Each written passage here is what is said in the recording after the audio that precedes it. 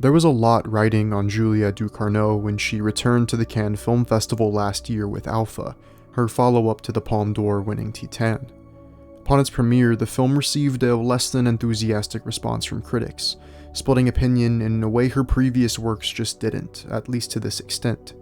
But it's easy to see why this was so divisive, as Alpha is quite a severe downshift in terms of style and tone for Ducournau, who to a certain degree is turning away from the bodily shocks and horrors of Raw and Titane, and is now unearthing a newfound sincerity, for a film much sadder and stranger than I think anyone might have expected from only her third feature film.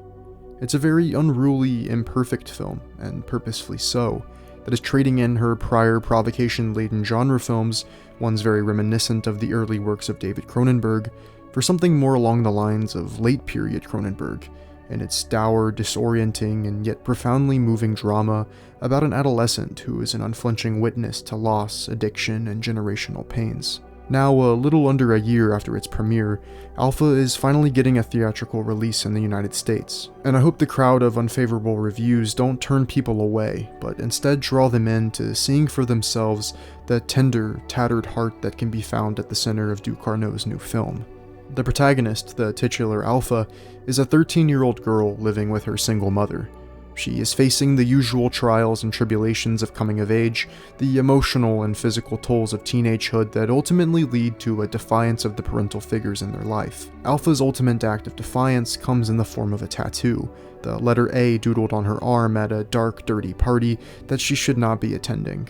When her mother spots it, she spirals. Where did you get this? Who did this to you? Was the needle clean or dirty? But her fear doesn't stem solely from the point of view of a parent, as Alpha's mother is also a doctor, and for years she's seen firsthand a bloodborne epidemic that slowly turns the afflicted into statues of marble. Things are only made more complicated when her mother's drug-addicted brother, Amin, suddenly comes back into their lives, a man whom Alpha has no memory of and is returning to hopefully become clean by living with them. Alpha's life, unbeknownst to anyone else around her, is in a state of complete disrepair. In her frenzied mind, her school is crumbling apart, the classrooms and bathrooms are dilapidated, the swimming pool and gymnasium in complete ruin. Even the walls of her own home seem to be closing in on her. But everyone around her never acknowledges these things. This is a film completely immersed in the state of mind of its protagonist, showing this constant cloud of decay hanging over her head at all times that is now becoming pervasive in her day-to-day life, and changing the ways she perceives the world around her.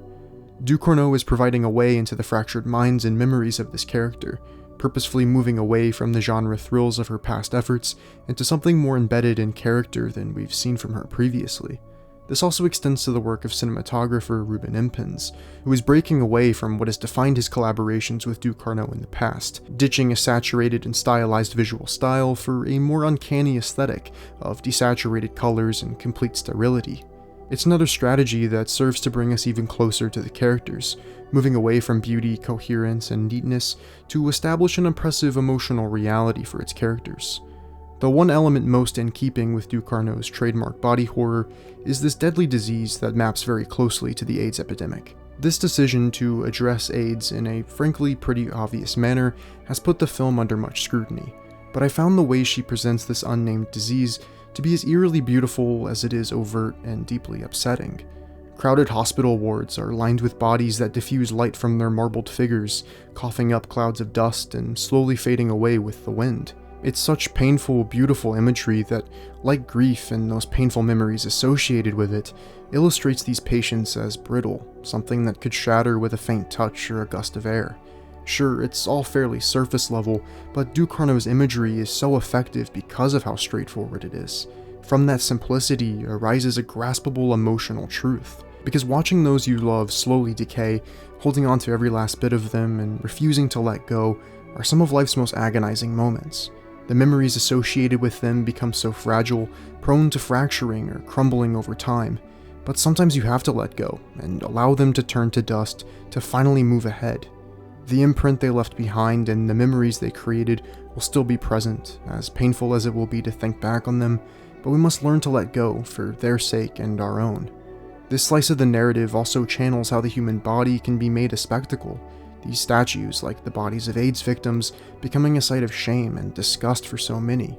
If you can look past the admittedly very on-the-nose ways the film relates to the AIDS epidemic, you'll discover a gutting film about people's readiness to cast aside and disparage the ill, to manufacture an air of paranoia to drown out their own fear of death or the death of their loved ones. But amidst these depictions of death, disease, addiction, and teenage cruelty, Alpha, at its core, is about complicated familial dynamics.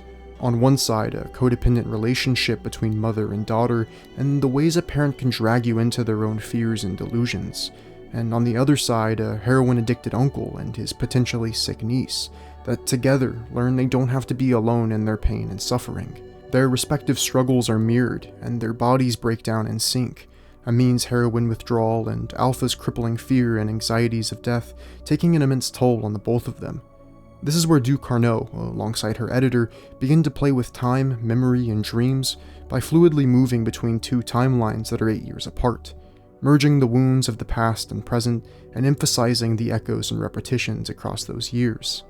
Moment to moment, the film can definitely lose itself at times, the countless things that are on its mind becoming entirely too unwieldy to really grab a hold of. But it's a messy, unsubtle film in which the rough edges and tangle of ideas and emotions make it all the more interesting to dissect.